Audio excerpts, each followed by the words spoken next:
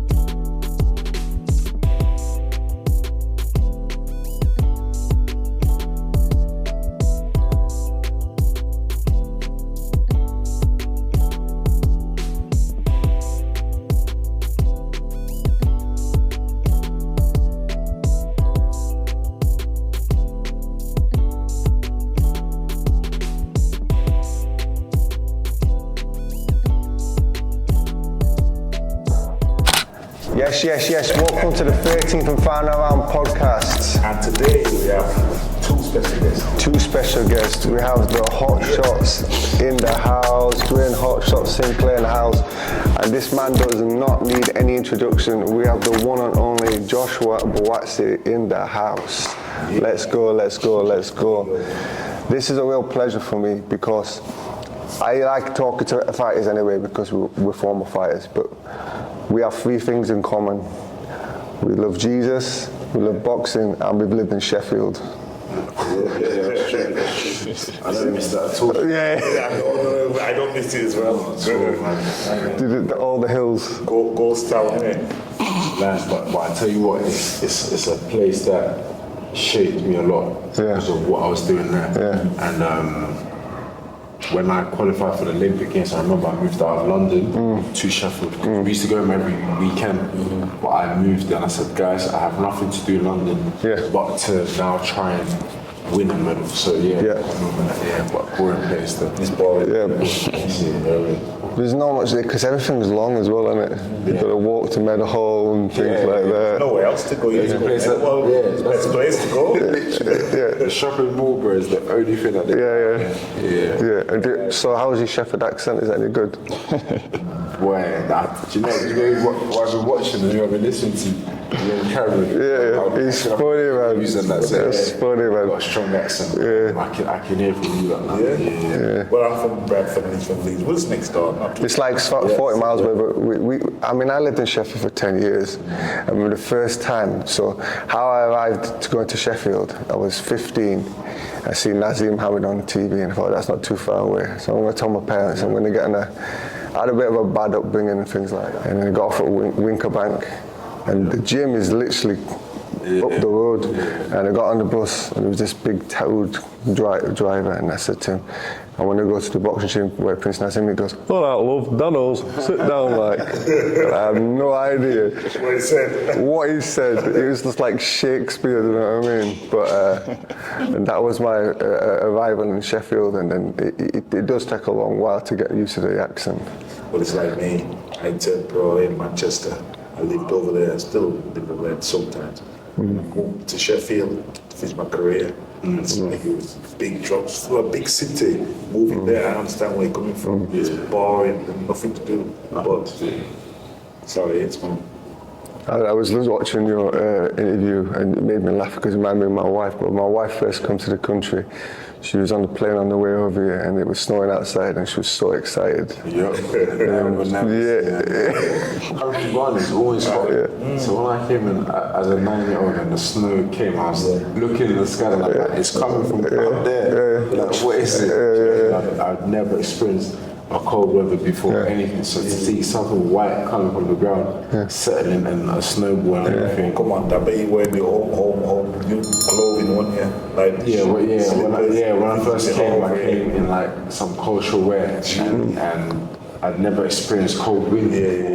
For where I am, it was always warm and hot. That was a mad experience. So you survived, man. I tell you what. Toughen you up. What's even worse was that when it was so cold and I had what's it called when your fingers are frozen? Throbbing, they're like throbbed, don't they? It's proper cold. So I said, my fingers are so cold. The best thing I could do is run it up. I said,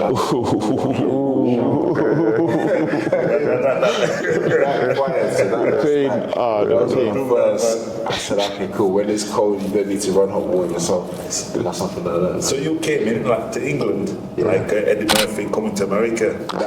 Same without kids and everything. That's But I remember that, and I always thank my parents, those involved, for bringing me here, because here for me it's more like a land of opportunity. Yeah, 100%. Ghana was great as it is, but to say that I knew I was going to end up doing something like this, I didn't. I didn't want to be a boxer growing up. I wasn't even into boxing. It's something that I never watched. Do you know what I mean? So that's crazy, man. So when you come to England, obviously you had to go to school and stuff. So what was your first day at school? Because in Ghana, schools are different. Yeah. Be over there, same as Jamaica. Yeah. I heard over there you have to wear extra pants underneath the shorts. In Ghana, you used to wear shorts to school and you'd get caned. Yeah. So to brace yourself for it, you'd cut your long trousers short, you'd wear loads of layers. So when you get here, you just have to exaggerate. But sometimes you overdo it. So when they cane you and it sounds padded, you got layers on. So they send a prefect to make sure you get into your actual school shorts and you come to your beating. Now it's different experience. The punishment and the side of the world was the detention. And I always say, for 6 hours, I don't mind. That's like a luxury. That's cool. Do you know what I mean? Yeah, that's probably why we have self-discipline issues in this country. That wasn't enough to keep me disciplined. It wasn't until I started boxing that I found something that I was like, okay, this requires my time and attention and to be a certain way.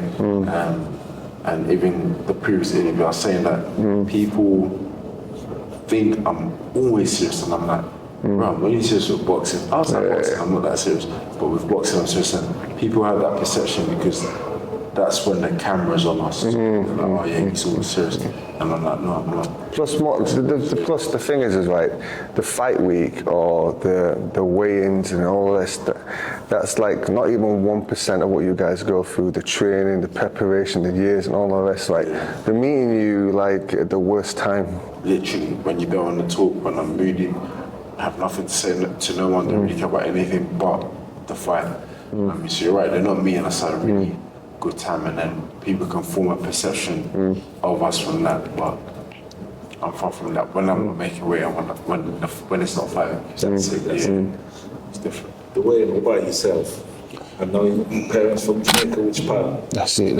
Clarendon and Kingston. Yeah. He's going to start speaking patois now. Yeah. Many times. Country I think. No, I'm not scared. He's Not scared. Yeah, I cousins in Spanish Town, but it's a different world. Where, hey. That's the first time, that I met. That's going to be controversial, but that I met like 9-year-olds that knew how to operate guns. Different. I was like, it's like, the life's hard and it's survival. But like you're saying, without there being a threat, decent, nice, giving people. They haven't got much, but they're still giving. So it's just. They just got into that survival mode compared to where it was Stony Hill, where everybody's sort of rich and they got, you see what I mean? It's just like going London. So seeing the contrast, it was like, but you understand the contrast. Well, you were born over here though? Yeah, I was born here. Over there back and forth. Yeah, that's it. So what did you like in school? I was glad that I went to school here because I would have been getting beaten too much. That's the thing. Like, We still got beaten though. Well, that's the thing. But I had a good ref. Yeah. Like my mum would look after me. My mum would look after me. Yeah, my mum was more verbal. Yeah. And like, but she'd get into your soul with the things that she's saying. And my gran as well. Sometimes that's deeper, man. That's what I'm saying. Like, In a Christian home, both. yeah. Both, yeah. So you know about getting up early Sunday morning, get your shoes polished. That's it. Go back upstairs, go climb that shirt. Yeah. So and when you go to church, you've got Vaseline on your face. that's it, man. So when as I got older, my mum get a bit less tolerant. So my gran used to live right near my school. So when I knew I was in trouble, I'd go see my gran first so she could soften my... Exactly. So you know how it goes. Soften up my mum and come back. So you've done this before where you go to bed, nothing's happened. Alright. Maybe put some t-shirts on them, yeah? Because you know the lights are turning on. That's it. But yeah, no, it's fun. Like just saying, it's fun. You don't realize the things that you're going through that's molding the character. 100%. You know what I mean? 100%. So yeah, it's fun. I think you can be too sheltered. Yeah. But if you go through a few things, and then again, it directs your moral compass. Exactly. Yeah, 100%. Yeah. So about your boxing career, when that started, what happened? What are you going to do? Do you know what it was? You started off in kickboxing like me. Kickboxing. That's it. I was you done a bit of research. I like it. Well, I was world kickboxing champion originally. What's that? With freestyle or full? A full contact. Well, I had the freestyle. Okay. Full contact. Yeah, With full more boxing. Was it Wackos? It was in the Wackos? Yeah. Yeah, I was world Wackos champion. Is it wicked? I went to boxing. Yeah. I had 200. So basically, I had 200 kickboxer fights before 18, and arrived at Brendan Ingalls, and that was it. You're going straight pro. Yeah. So See, that was exactly. See, I didn't have as many kickboxing fights. I started off in karate, then a bit of kung fu, then I went to kickboxing. But I had 15. But I think because I had the other martial arts, I wasn't like new to combat, so I kind of climbed the ranks quite quickly. So I had a world title fight, but I lost that, and I thought the reason I lost is because it was in the States and they had head guards. I didn't have head guard before, so I had to box with a head guard. I wasn't used to that. I didn't know that, or we would have practiced with the head guards. Lost the fight. It was a good fight. Lost the fight. Then I wanted to go, like you said, go pro. I was advised to go pro boxing, but I didn't feel like, because I watched boxing, so I knew that it's different. I said, I can't just leave this and, you know what I mean? So I went to find an amateur gym. back then, if you went to money, you had to go into boxing. There was no MMA. Plus the MMA guys don't get that much anyway. With the kickboxing, you earn a bit in Europe. But other than that, you didn't. As you say, it was literally like amateur boxing. But so I wanted to go pro for boxing. But I realised it was a different sport. So then, trying to go amateurs. Learn to trade. 100%. Go pro afterwards. And that was it. I found out how much I didn't know. So then I stayed amateur for quite a while. Like, I think it was about 6, maybe 8 years, something like that. And then, How did you guys cross paths then? Same gym. Oh, the amateurs are. And then when you enter a gym, you see everyone and you're like, oh, who's the best person here? So who should I watch so I can develop what they're doing? It's like Rocky 3, when Rocky 3 went into Apollo, the old gym, and you're looking at Iron Tiger. So just literally, I walked in there and I see D and I'm like, okay, this, out of everyone, D looks like the best one. So whatever he's doing or however he's training, I'm going to try and do that. And the first thing, D told me a lot of things, but the first and most important thing that I still remember to this day was he said, make sure you become good at boxing, just because then you do this and you're paid for it, and then it won't feel like a job because you enjoy it and you're paid for it. I said this when I was 15, I'm 31, and I still remember that. You know what I mean? And it's come true that it's something that I've managed to do all these years, get paid for it.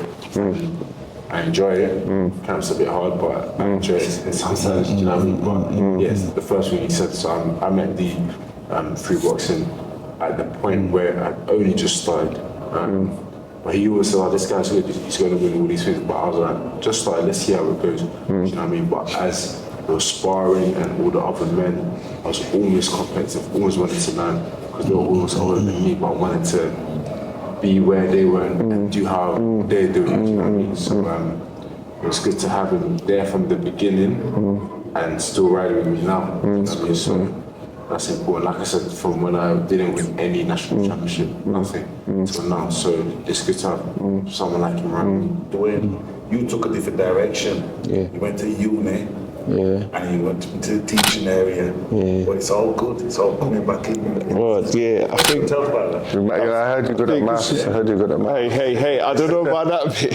I'm not gonna, I know how to do maths. I'm not the human calculator type, but I know how to get to the answer. Yeah, you know about money though. Yeah, that's it. important That's though, right? it. Yeah. I think well, it was because I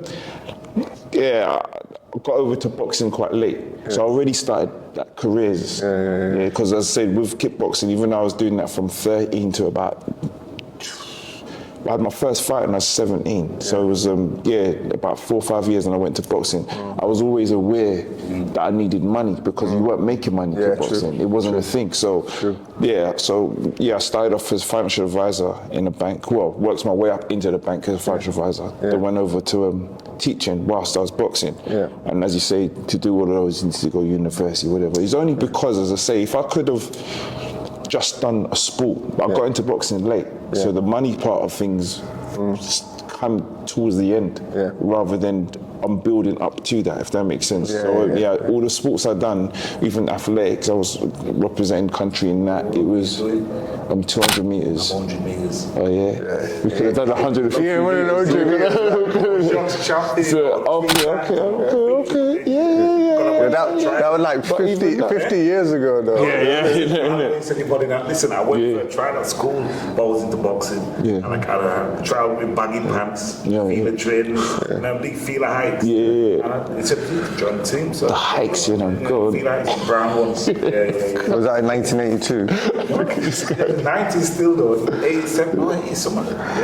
Yeah, so it just knowing, even with the athletics, you don't make money until much later on. So because I was always in those type of sports, I knew I had something to fall back. I saw a lot of horror stories where people that I knew that was in sports, injuries, they made money, spent it, injury, now they can't fight. So it's like, and that's what I kept saying to Josh, like throughout the years, just trying to have something to fall back on, just in case, all the time. Because it's good that Josh has got someone like that around you. Yeah, we all need that. The circles. What I like about Josh, listening to him on TV, he seems to come across like he's got really good IQ, but really good EQ. And spiritual wisdom as well. Do you understand what I mean? Knowing where the camera is, what's to say, what influence is given, how to deal with it emotionally. Not, understand? And I can see, knowing you now and getting to know you now, that you have an influence over that. You know what I mean? Because you don't need 5,000, you might have 120,000 Instagram followers, but at the end of the day, the circle, as you get older, gets smaller and smaller if you're wiser about it. Do you know what I mean? The circle remains the same. Ain't nothing changed, man. Honestly, not a lot has changed. It's just, we say each fight as it comes. The scale of it gets bigger and stuff like that, but it's the same. There's no one new in my circle. I always think the same people. There's nothing new. It's important, isn't it? But your circle is small as well. Right. Growing up, but I wouldn't even call it a circle, I call it like a community. But as we've got, there's loads of us just doing different things. Exactly that. But there's a few key players that's, whether it's sports or personal life, they've stayed thick and thin. So and those are like the real guys, because they know you and they can help where you might be, I don't know, falling by the wayside or whatever, guide you back. Even like my amateur trainers just sitting over there, like become one of my closest friends. So this type of sport that it is, boxing, like Josh says, life or death, believe it or not. So 100%. They actually care about you.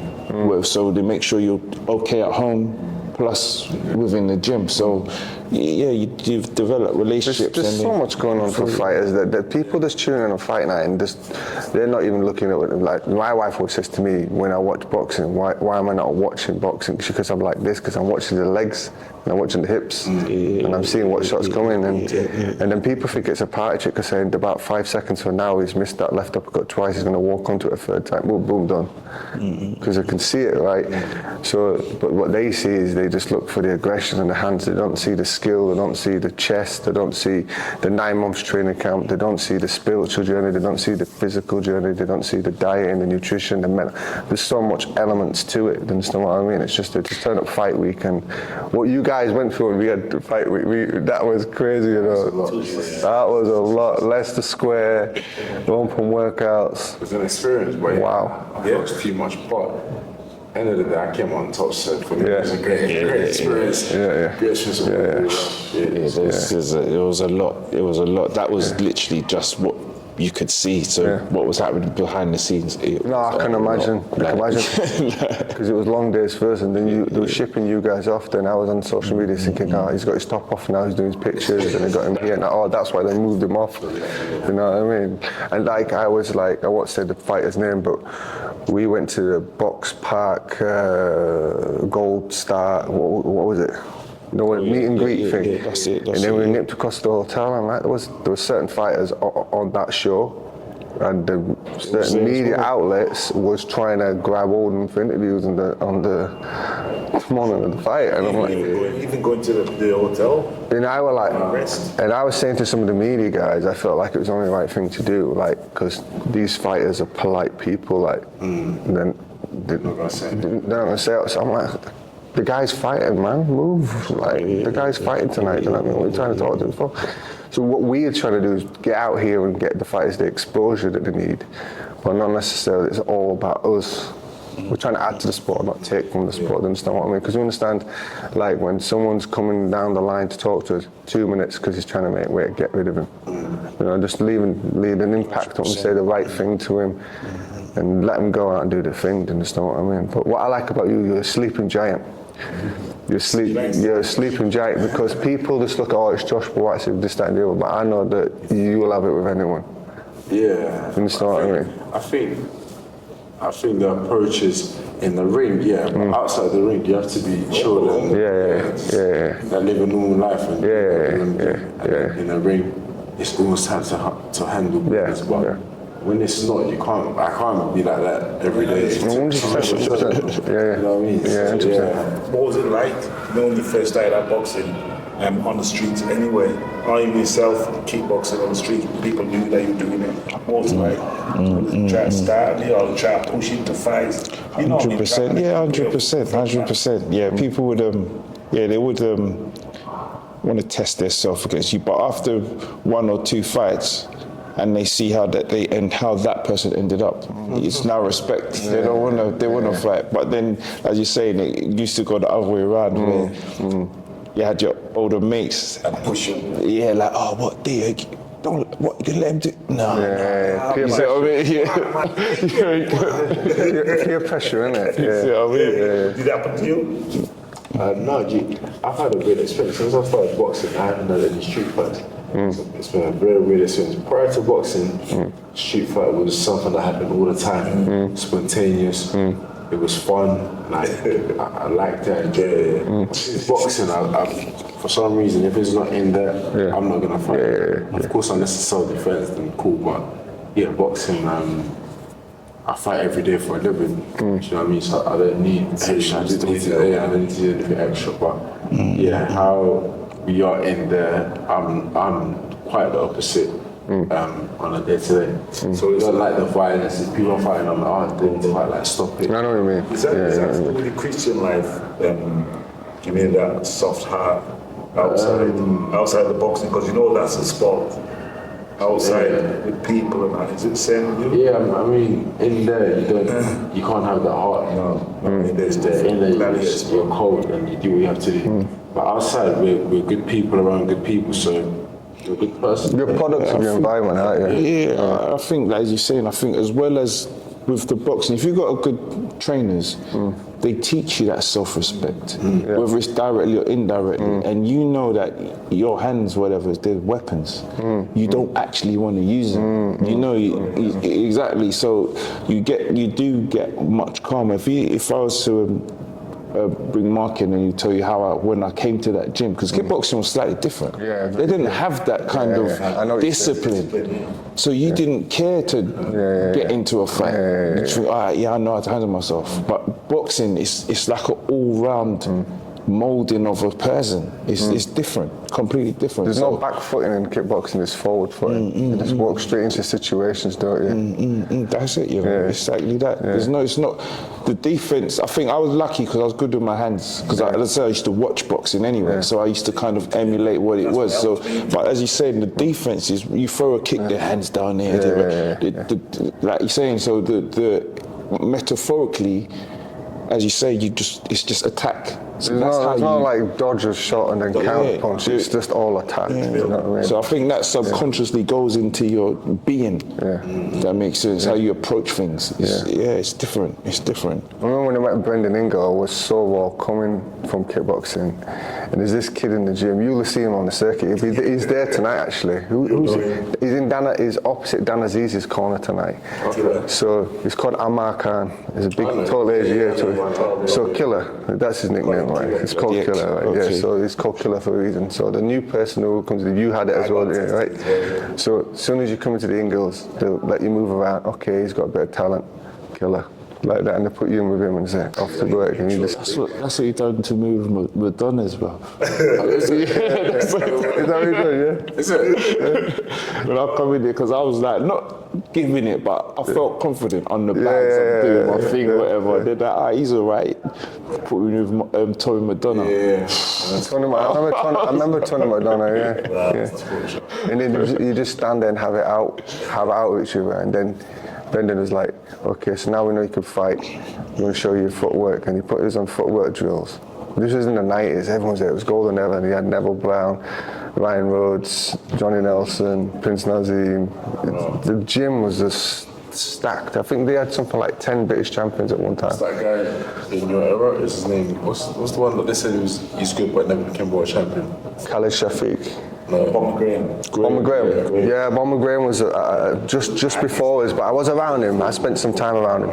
So it was like, you turn around, the Pelly Reid, Clifton Mitchell who does all the security. It's champion after champion, like literally. I missed him then. We swapped over.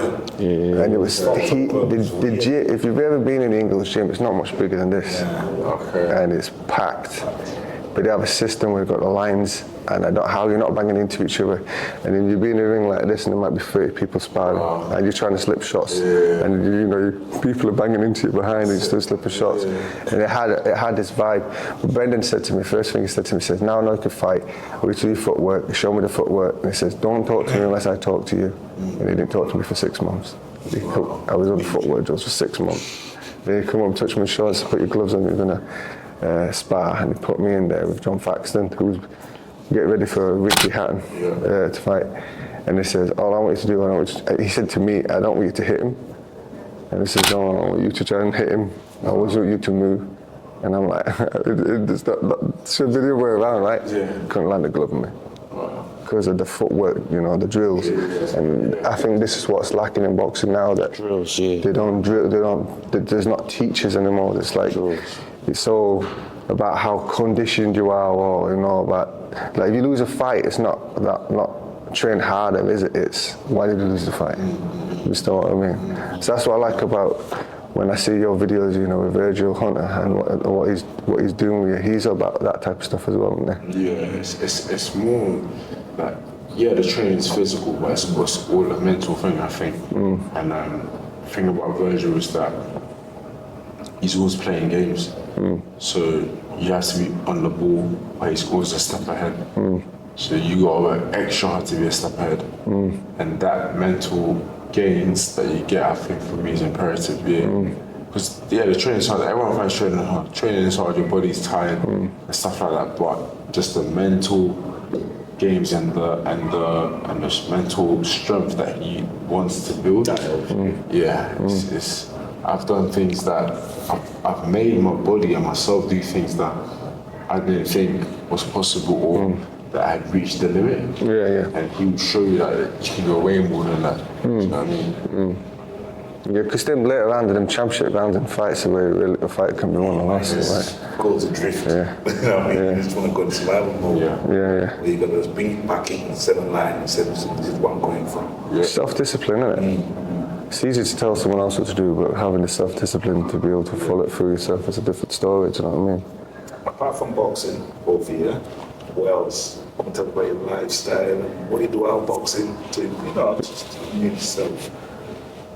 What's your day-to-day running? Go and play the PlayStation. I'm not game, man. Have you started playing the Undisputed. Undisputed yet? No, I Yeah, just yeah. I grew up gaming when I was like, Yeah, no, Oversight. exactly. Yeah, I'm not a game, right? These guys are business still. Yeah, I think it takes too much time because you could. YouTube. 4 hours will go by. You don't realize. I don't play games anyway. Yeah, just I'm not playing games. yeah. You see that? You see you this was guy, game yeah. right, I'm Big like, man should I thing, get like a you know what I mean? PlayStation or something? Bro? Yeah. Nah, I've never been a game. Yeah, I bought one. I think the only game I had on PlayStation was Scarface. Wow, that's a good game, that. Yeah, but I didn't get in. I was playing it for a little while, but then that's literally. And then Nintendo, what did I have? Was it Nintendo? I can't remember. I had the Golden Eye. Literally, I had one game each Play time. GoldenEye, Yeah, because I weren't really in it. So what do you have to watch films or what documentaries or sports or just anything? Yeah, I think it's I Your really life's so don't know. I think fascinating. it would probably, if you were to put it to something like that, it would be documentaries. Yeah. Or something that I can relate to if it's a series. That's it. Because Josh put me onto Skyfall. I took long to watch it. But What's that? when Skyfall. Skyfall. Snowfall. What am I talking about? Skyfall's. That's pretty good, though. That's Snowfall's James pretty Bond, good, isn't it? though, yeah. Snowfall. See, I don't even know. Snowfall. Yeah. So So what's that about? 'Cause I don't watch it. No, you start watching one episode at my house with the drug dealer. The drug dealer. yeah. It's meant to be That on. guy's an English actor as well. He's done a good job in that, man. Rick Ross, not the rapper, but the original Freeway Rick Ross. It's meant to be an adaptation of his life. Yeah. So so things like that. That's films are alright, but if they've got, I don't know, if it's been like a biopic or something that, then I'll probably. There's a lot of your ministry. Do you do a lot of ministry work? Does it take a lot of your time up doing the? Do you do a lot of ministry work? Not myself. No. If when I was, let's say, go back 4 or 5 years, I was doing a lot of volunteering in the church. I was heavily involved in the church I doing. grew up doing that a lot. sorry about to say, But it's more where training takes me out of it. So, like I'm not able to say, every Sunday I'll be at church. There's more time I'm not even in England. Yeah. But growing up and even later in my teenage years and early 20s, when I was more stationed and more based in England, did a lot of that, exactly. Teenage years, but not as adult. Evangelizing. We did stuff like that, but mainly in terms of ministry, like part of the cleaning team, doing the jobs or things that people wouldn't necessarily want. I love that. I love that. Yeah, I love that. We did stuff like that. Just growing up, some of my friends that are even part of my team now, we talk about some of the prayers. See me, like, I think things that are happening now, they're things I prayed for when I was 15. When I was like little, like I'm at all-night prayer meetings with my older friends, and I'm sleeping all the time, half asleep. I like, Josh, wake up, it's all night. You're meant to pray, and I'm declaring and praying for the madness of things. God, let me go to the Olympic Games. Did I think I was never gonna go? No way. But I was saying, let me go to the games, let me win a medal, let me turn professional. I was saying all kinds of stuff just for the sake of praying. And just but like now I sit down and I always say the things that happen now. I didn't pray for it last year or the year before. I prayed for it when I was little, like, you know what I mean? So now we did do a lot of ministry work, if we can call it. And like I said, that there was a structure a family church that I went to where a lot of the uncles and aunties and boys and girls became family to me. We've kept up and yeah, we're older now and things are a lot different, but there's a few of us that keep up and we're lifetime friends and just you learn from it, man, and you help each other, you build each other, encourage each other. But yeah, a lot of the stuff that are happening now, I didn't pray for it. All you do is give thanks now for that. Yeah. Do you need to go to church now when you're over? When I'm here, I go to church in the States as well. Yeah. I like what Andre Ward's doing now. He's moved more into ministry now, and he's preaching a lot, isn't he? Yeah, it's mad because he was unified champion. Yeah. Now when you go on his Instagram page, it's a different Different vibe, innit? Yeah, do you know what I mean? But it's a good one. Do you know what I mean? And there's lessons that we can learn from his page as well.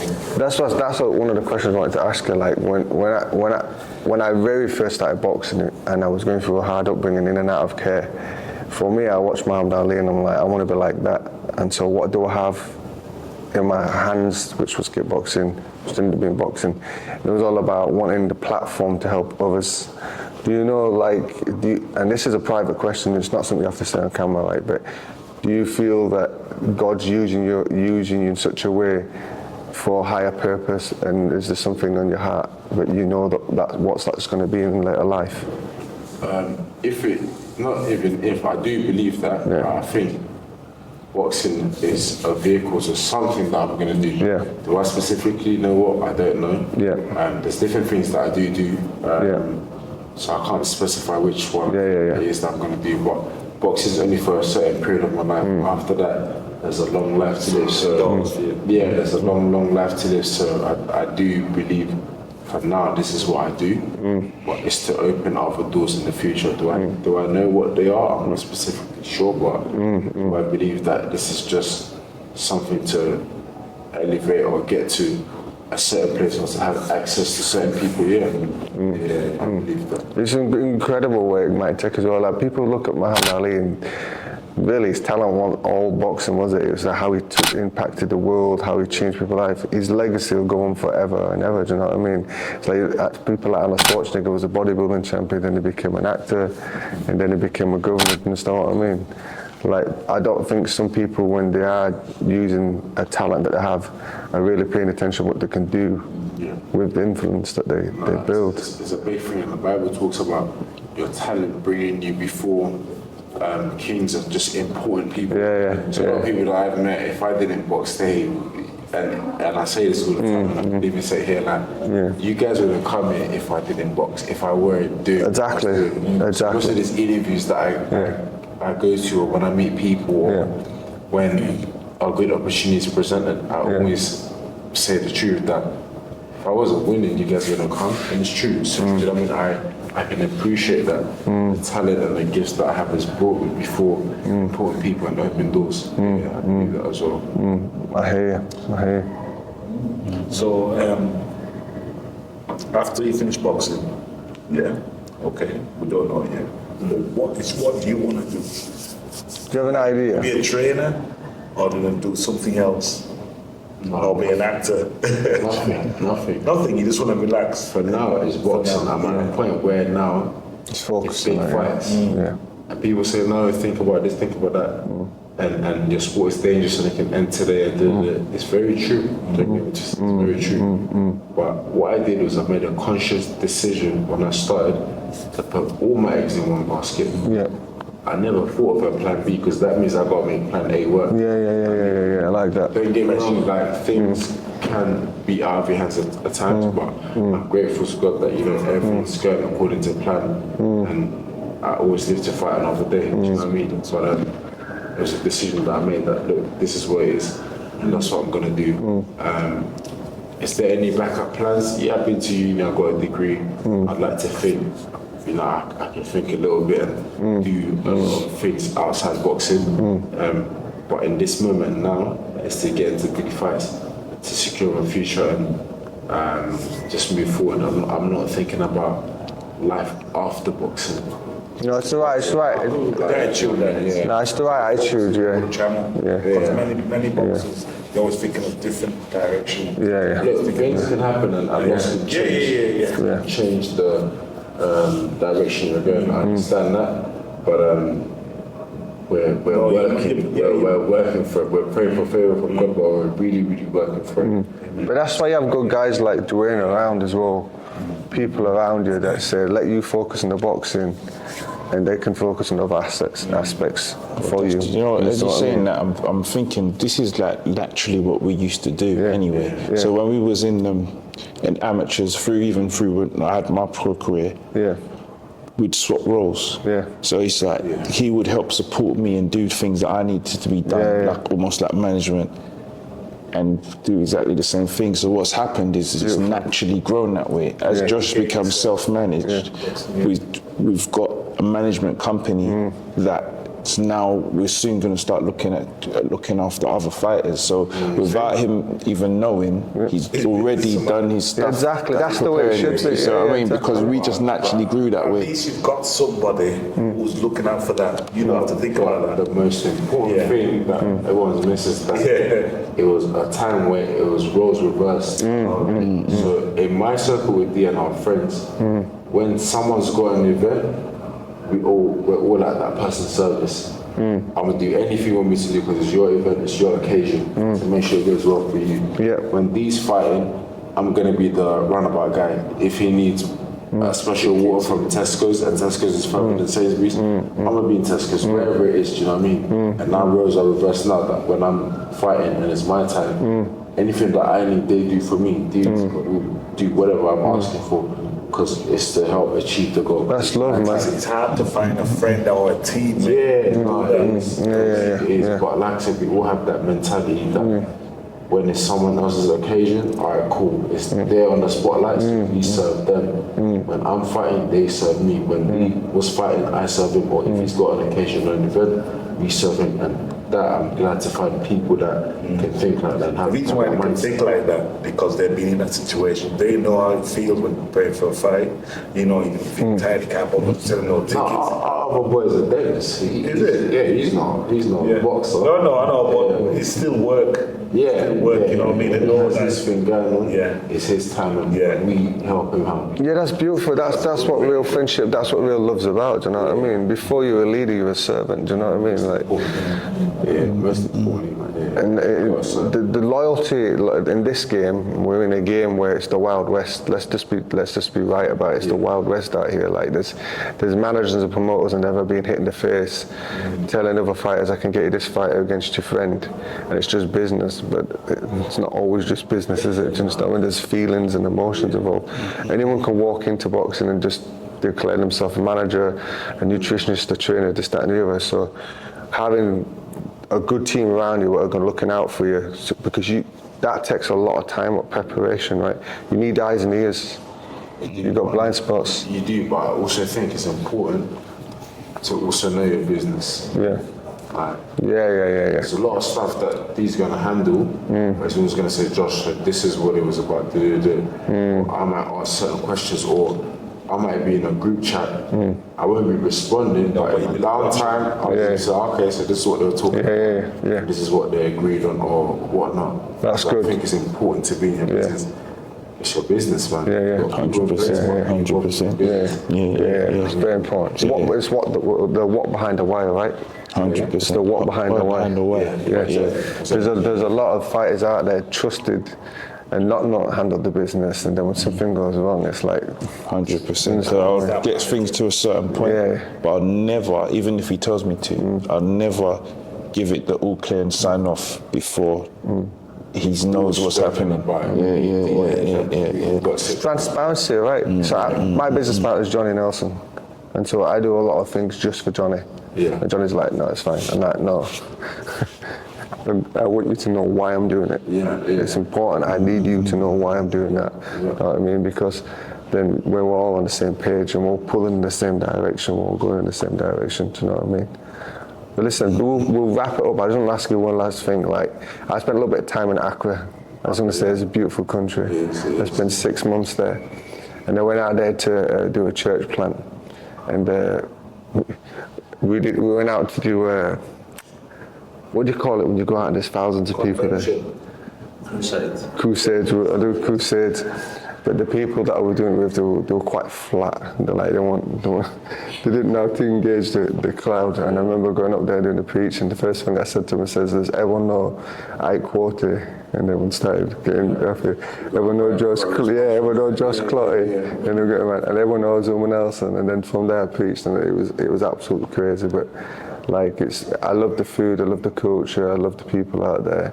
I understand the difference in culture out there as well. Yeah, it's a beautiful there's country. certain areas in Ghana where boxing is the number one sport. Yeah, it's yeah, not yeah. football. Yeah. Boxing is the number one sport, and I also have to separate this guy from everyone as everyone else because he was literally the pioneer of African boxing. Do you know what I mean? Ghana's a beautiful country. Not because I'm going in, but it genuinely is. I said again, they said it was number 2, the most peaceful country in Africa, but it's number 1.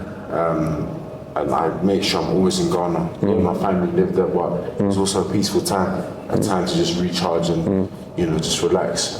But now it's a special country, not because I'm from there, but to me it's a special it's your heart, right? Has anyone else become a pastor now? He knows Ghana more than I do. Regulated. No, for sure. Yeah, definitely. We was on about going back over, weren't we? Yeah, I'd like to do that. Listen, but we're going to leave it there. This won't be the last time we speak to Josh. We just want to wish him the best in his future. Thank you. We didn't want to ask him the same old questions like when you're fighting out in the yard, because that's his business. Exactly. He'll be answering that tonight. Everyone's going to answer him that question. But we pray in the name of Jesus that your future is bright and everything that you work hard for and you work diligently towards with your team, that you get everything that you deserve.